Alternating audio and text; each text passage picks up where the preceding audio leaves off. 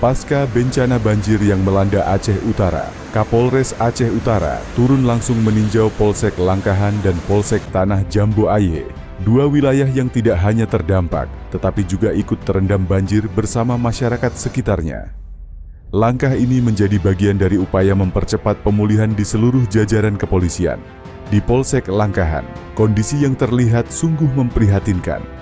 Banjir bandang dengan ketinggian air mencapai 3 hingga 4 meter menerjang kawasan tersebut, merusak seluruh fasilitas kantor hingga hanya menyisakan bangunan yang berdiri tanpa daya. Berkas, peralatan, hingga perlengkapan pelayanan publik rusak terbawa arus deras.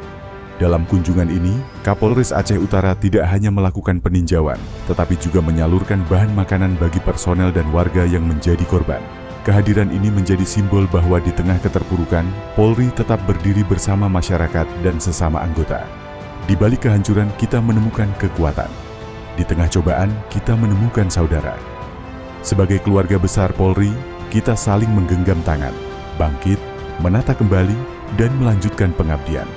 Karena meski banjir meruntuhkan fasilitas, semangat pengabdian tidak akan pernah padam. Bersama, kita pasti mampu bangkit dari keterpurukan.